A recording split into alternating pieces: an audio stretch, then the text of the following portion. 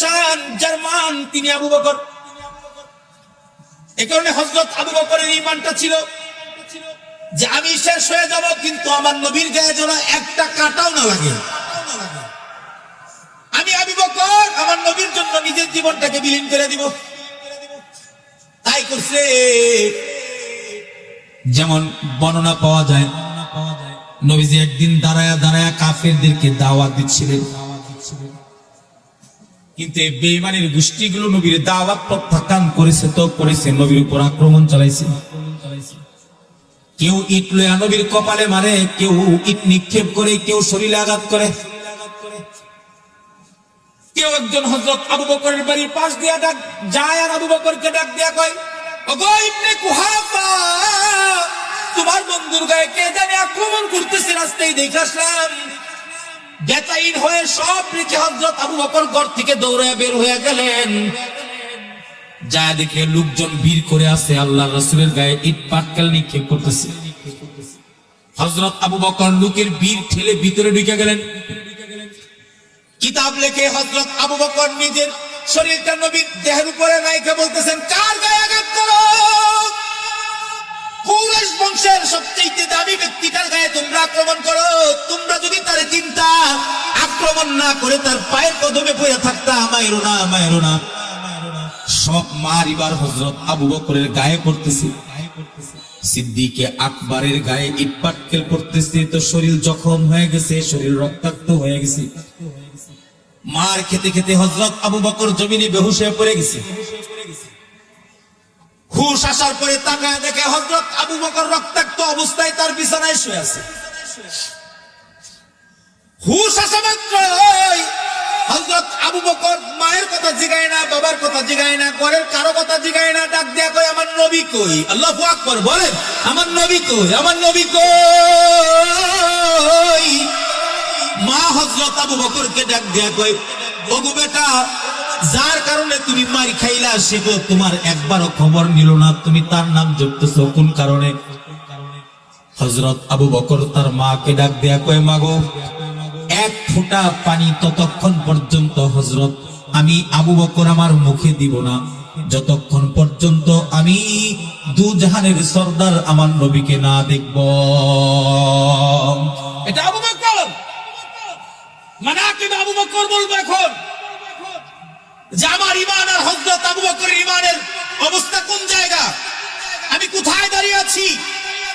পৃথিবীর বেঈমান গোষ্ঠী ইসলাম নিয়ে বিভিন্ন ষড়যন্ত্র চক্রান্ত করে মুসলিম সন্তানদেরকে নাস্তিক আর মুরতাদ বানানোর জন্য পাঠ্য বইয়ে মূর্তির ছবি টানিয়ে দেয় এবং মানুষকে ছেলে থেকে মেয়ে বানানোর উদ্বুদ্ধ করে। এ সমস্ত ষড়যন্ত্রকারীদের বিরুদ্ধে তুমি আর আমি মুখ খুলতে পারি না। আমি কিসের মুসলমান যতক্ষণ পর্যন্ত এ সমস্ত ষড়যন্ত্রকারীদের ব্যাপারে মুখ না খুলবো আমাদের ঈমান পরিপূর্ণ হবে না। আওয়াজ করে বলেন ঠিক না বেঠিক, জোরে বলেন। কেননা পৃথিবীর জমিনের ভিতরে আমার যা আছে না আছে সেটা বড় কথা নয়। আমার কাছে সবচাইতে দামি হলো আমার ঈমান। আমার ঈমান রক্ষা করার জন্য, আমার ইসলামকে জমিনে রক্ষা করার জন্য, আমার রাসূলের সুন্নাহকে জমিনে রক্ষা করার জন্য, আমার নবীর খতমে নবুয়তকে হিফাজত করার জন্য তাজা রক্তের প্রয়োজন হলে রক্ত দিতে হবে, জীবন দেওয়ার প্রয়োজন হলে জীবন দিতে হবে, সন্তান এতিম করার প্রয়োজন হলে সন্তান এতিম করতে হবে। বাতিলের সাথে আপোষ চলবে না, বাতিলের সাথে আপোষ চলবে না।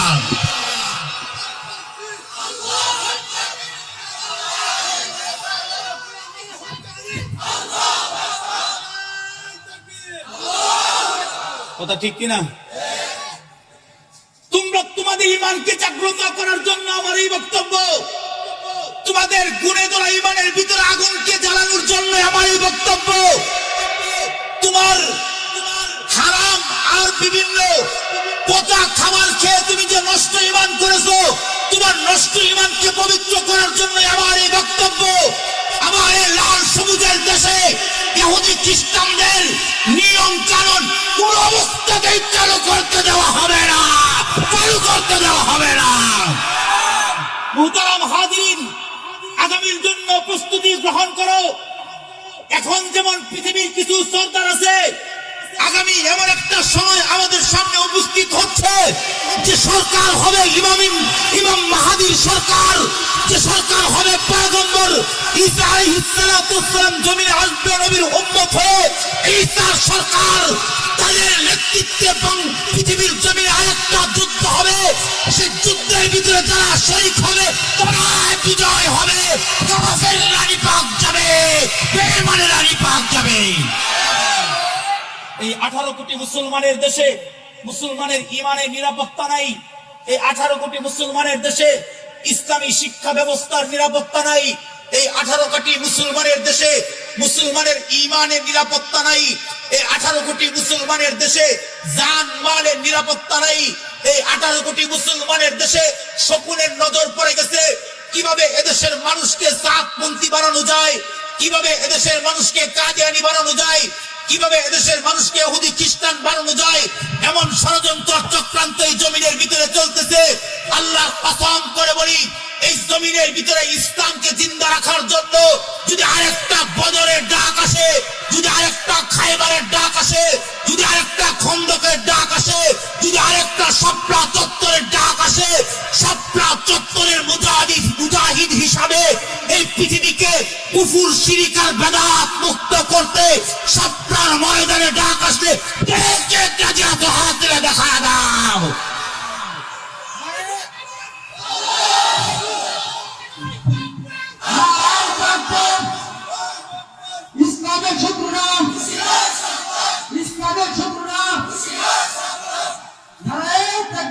মুহতারাম হাজিরিন, পরিষ্কার ভাষায় বলে দিতে চাই, আল্লাহ পাক কোরআনের ভিতরে বর্ণনা করেছেন, রাসূল তার হাদিস শরীফের ভিতরে বর্ণনা করেছেন যে আমার নবী শেষ নবী মুহাম্মদুর রাসূলুল্লাহর পরে কোন নবী নাই।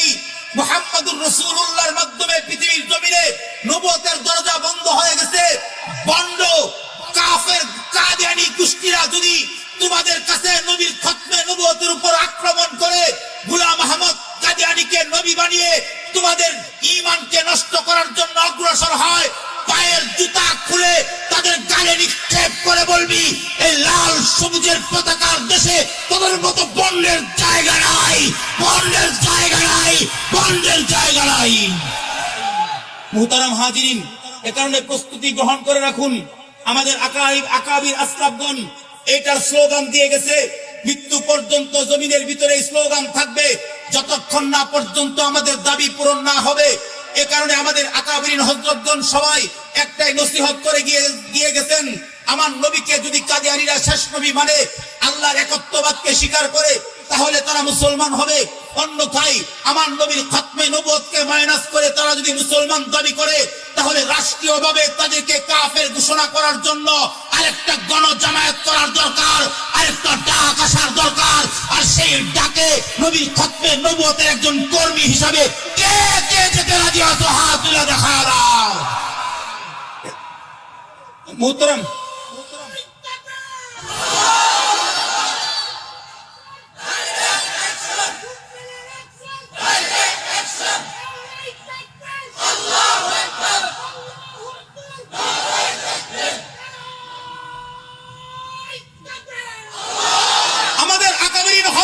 স্লোগান হলো বাচ্চাদের মুখে মুখে তোমরা কবিতার মতো মুখস্থ করিয়া দাও, নবীর পরে নবী নাই, সংসদে আইন চাই, কাফের কাফের কাদিয়ানীরা কাফের, দেয়ালে দেয়ালে স্টিকার টানিয়ে দাও, কাফের কাফের কাদিয়ানীরা কাফের, মাইকে মাইকে এলান করে দাও, কাফের কাফের কাদিয়ানীরা কাফের।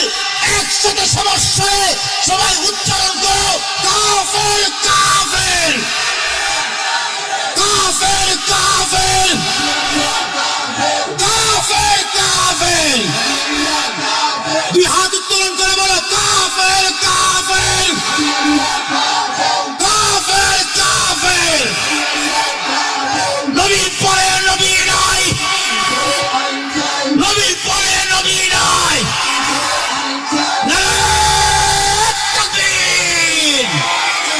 মুহতারাম হাজিরিন, এই স্লোগান আমাদের মুখ দিয়ে আমাদের মৌত পর্যন্ত উচ্চারণ হবে। এটা হলো আমাদের ঈমানের দাবি। কেননা কাদিয়ানীদেরকে যারা সমর্থন করবে তারাও কাফের। আরো যেরকম ঠিক কিনা? কাদিয়ানীদের পক্ষ নিয়ে যারা কথা বলবে তারাও কাফের। সে টাকাওয়ালা হোক আর ক্ষমতাওয়ালা হোক, এটা আমাদের দেখার বিষয় না। যদি সংসদের মতো জায়গায় দাঁড়িয়েও কেউ যদি কাদিয়ানীদের ব্যাপারে সাফাই গাও, সেও কাফের। আরো জোরে বলেন, ঠিক কিনা জোরে বলেন। তার মানে যে কাফের, তাদেরকে কাফিরই বলতে হবে। মুসলমান নাম দিয়ে যদি কেউ কাদিয়ানীর পক্ষ অবলম্বন করে তাহলে বুঝতে হবে সে 1 নাম্বার কাফের। আরো জোরে বলেন, ঠিক কিনা। আমাদের এই বক্তব্যকে যারা হীনমন্যতাই দেখতেছে, অথবা আমাদের এই স্লোগান আর এই বক্তব্যকে কেন্দ্র করে যাদের শরীরে চুলকানি উঠে গেছে, তারাও কাফের। আরো জোরে কোন, ঠিক কিনা, আরো জোরে কোন। মুসলমানের কণ্ঠে কোন, ঠিক না বেঠিক, জোরে কোন। এ কারণে প্রস্তুতি গ্রহণ করে রাখো। চতুর্মুখী ফিতনা আমাদের দিকে ধেয়ে আসতেছে। কখনো শরীফ থেকে শরীফা, কখনো পাঠ্য বইয়ের ভিতরে মূর্তি, কখনো পাঠ্য বইয়ের ভিতরে শিরিক আর কুফরে ভরা বিভিন্ন গদ্য আর পদ্য। আমি তোমাদেরকে চোখে আঙ্গুল দিয়ে বলে দিতে চাই, তুমি কি তোমার আগামী প্রজন্মকে নাস্তিক বানাতে চাও?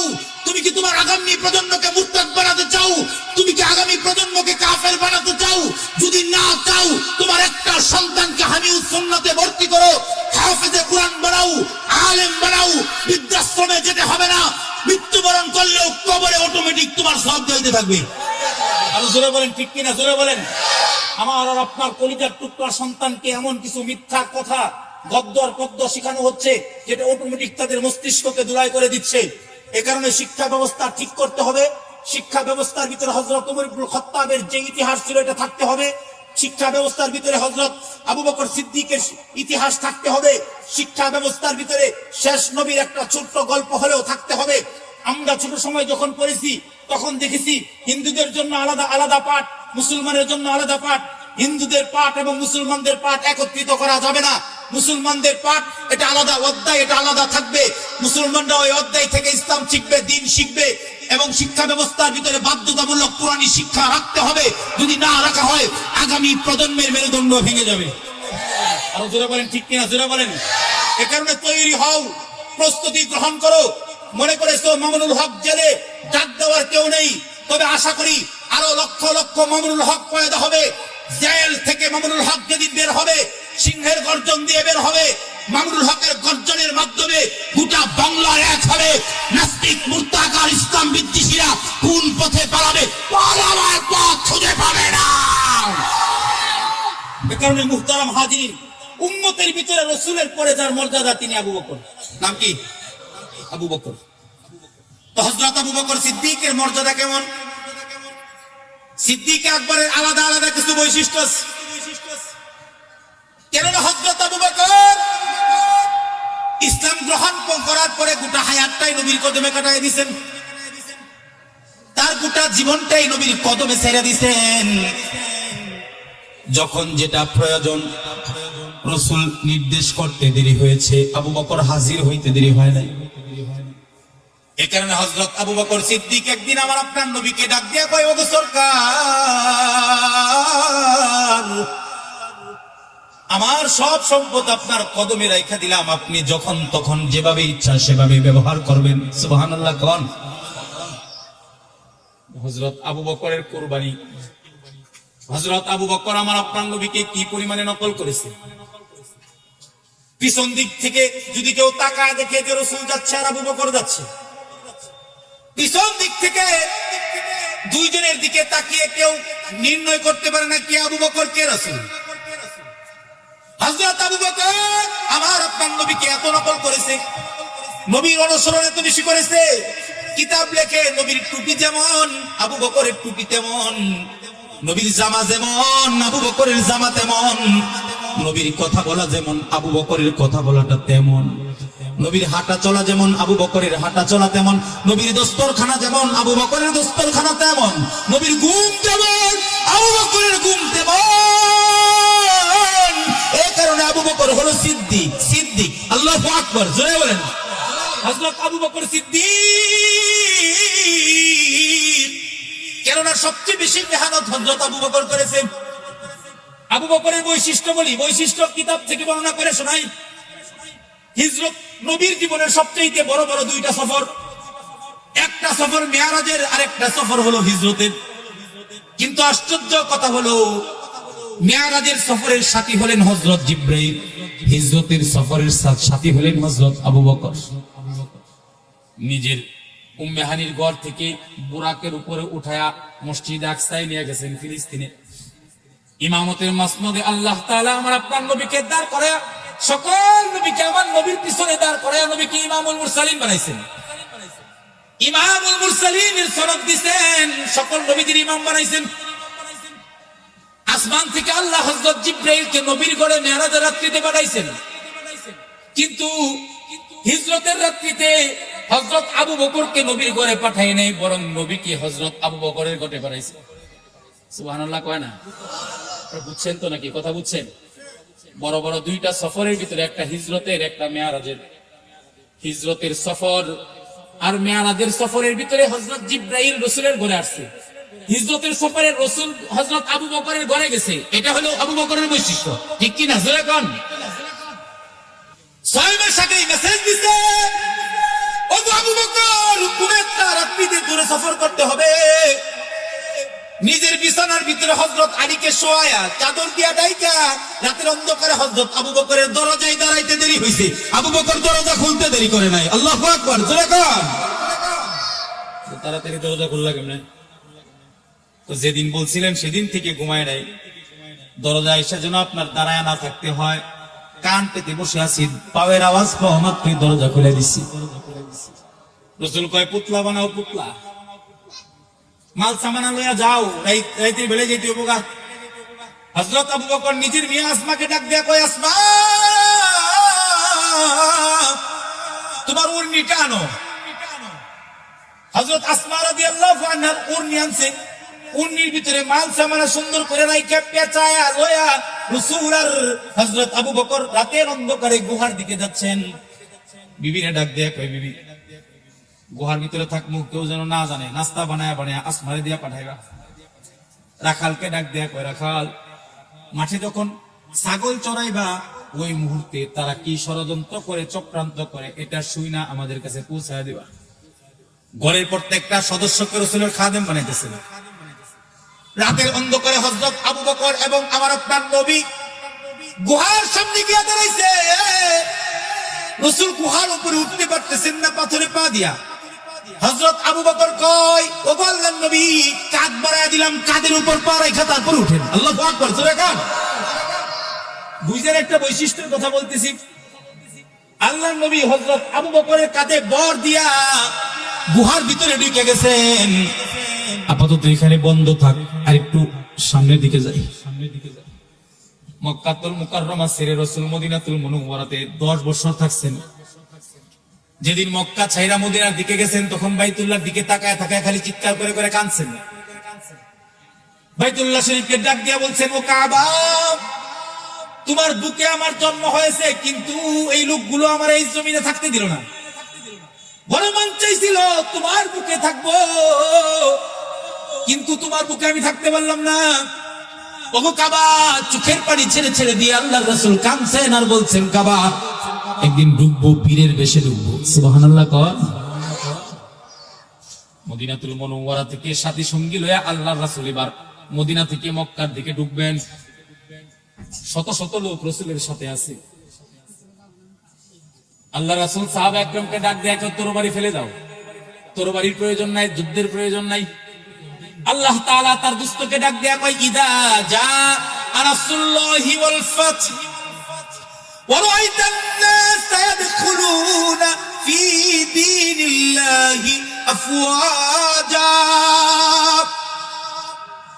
আপনি যখন মক্কাতুল মুকাররমায় ঢুকবেন, তখন দেখবেন মানুষ দলে দলে আপনার হাতে কালেমা পড়ে মুসলমান হইতেছে। সুবহানাল্লাহ কোন? সত্যি রাসূল যখন মক্কাতুল মুকাররমায় ঢুকছেন, দলে দলে মানুষ আইসা রাসূলের কাছে কালেমা পড়ে মুসলমান হইতেছে।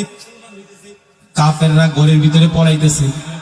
রাসূল কয়, তরবারি ফেলাইয়া দাও, আজকে কোনো যুদ্ধ চলবে না, কোনো মারামারি চলবে না, কোনো রক্তপাত চলবে না। লা তাসরিবা আলাইকুম আল-ইয়াউম, আমি নবী সবাইকে সাধারণ ক্ষমা ঘোষণা করে দিলাম, সবাইকে আমি মাফ করে দিলাম, মাফ করে দিলাম। সুবহানাল্লাহ কোন না? রহমতের নবী, মায়ার নবী, যিনি মাফ করতে জানে, মাফ করতে জানে, মাফ করে দিছে। তলহার কাছ থেকে বাইতুল্লাহ শরীফের চাবিটা লইছে। থরথর করে তলহা কাঁপতেছে। তলহা আল্লাহ রাসূলের হাতে কালেমা পড়ে মুসলমান হয়েছে। উসমান ইবনে তলহা, রাসূল বাইতুল্লাহ শরীফের দরজা খুলছেন, ভিতরে ঢুকছে, যা দেখে 360টা মূর্তি। আল্লাহ নবী বাইতুল্লাহ শরীফের ভিতর থেকে একটা একটা করে মূর্তি বাইর করতেছেন। মূর্তি মুক্ত মক্কা আল্লাহ রাসূল তখন গঠন করতেছেন যে আল্লাহর ঘরে কোনো মূর্তি থাকবে না, আল্লাহর ঘরে একমাত্র কে থাকবে? আল্লাহ থাকবে। কথা কোন ঠিক কিনা? যেরকম চিৎকার মেরে ডাক দিয়া বলেন তো আমাদের মালিক কে? জোরে বলেন, জোরে।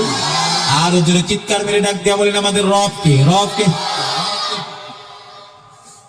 মুহতারাম হাজিরিন, আল্লাহর ঘরের ভিতরে কোনো মূর্তি থাকবে না, একমাত্র আল্লাহ থাকবে। রাসূল একটা একটা করে মূর্তি বের করতেছেন। উসমান ইবনে তলহার হাতে চাবিটা দিবেন আর বলতেছেন, উসমান,